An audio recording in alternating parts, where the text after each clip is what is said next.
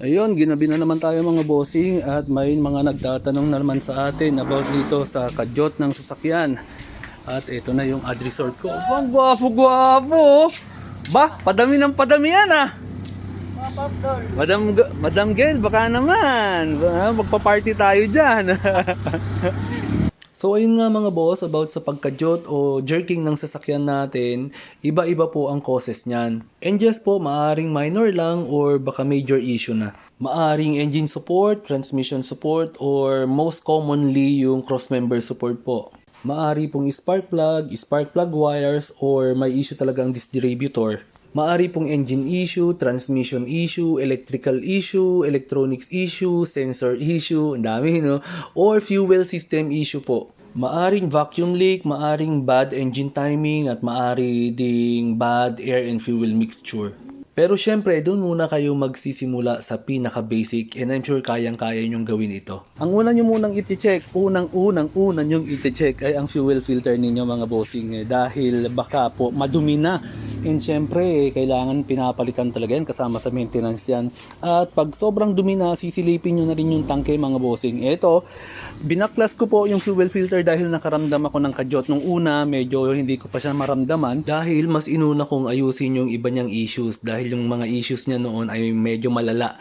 Yan, overheating, sobrang taas ng minor, sobrang fluctuating ang kanyang RPM, sa idle, parang ang bigat-bigat niyang i-drive. Tapos yung kanyang under chassis, pati yung kanyang AC, yung mga ilaw. So ayun, inayos po muna natin lahat yun. And nag-retiming tayo ng engine, naglinis ng throttle body, and then nagpalit tayo ng mga ibang sensors. Ayan yung mga ginawa natin sa kanya. So hindi ko talaga maramdaman pa at hindi ko pa na-troubleshoot yung iba. And eto na nga, nung natono na natin ng maayos at kinagamit na natin, doon ko na naramdaman yung kanyang kadyot. At dahil from time to time may mga nagtatanong sa atin about dito sa jerking at pagkadyot ng kanilang mga sasakyan, ito eksaktong-eksakto, i-video ko na po itong pag-check ng fuel filter ng sasakyan ko dahil nakaramdam ako ng pagkadyot. And ito mga bossing, ititignan natin sabay-sabay. Ito hindi ko pa nasisilip kung maduminta talaga yung kanyang gasolina. Unang-una medyo madilim na, ilawan lang natin. So sisilipin natin kung madumi na yung laman nito.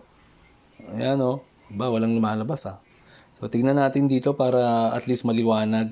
Kayang-kaya nyo to mga bossing. Kailangan lang syempre may tools kayo. So, kung mahilig kayo mag-DIY or gusto nyo matutunan mag-DIY, mag-ipon na po kayo ng mga tools nyo. So, i-shake muna natin mga boss and tignan natin. Ay, grabing dumi na pala. Grabe, kulay kalawang na. And meron na siyang mga parang mga putik-putik. Ay, grabe. Ayan o. Sarap. So, malamang ang tangke po nito mga bossing ay madumi na. And sisilipin ko na rin. Pero hindi na muna ngayon dahil gabi na.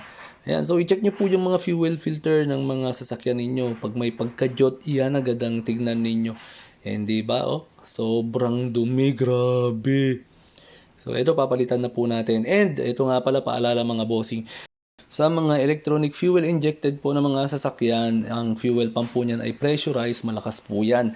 Hindi po pwedeng gamitan yan ng plastic na fuel filter, yung mga pangkarburador. Hindi po kakayanin ng plastic na fuel filter ang pressure ng electronic fuel pump. Maaari pong pumutok yun o sumabog yun at maaring mag-cause po ng sunog sa sasakyan yon. So make sure po nang gagamitin nyo ay yung steel type na fuel filter. Ayan po, maraming salamat po. Subscribe po kayo sa YouTube channel and don't forget to like and follow my page. And huwag nyo pong kalilimutan mag-leave ng comment, mag-react, i-heart nyo syempre yung videos natin and don't forget to share the videos po. Salamat po!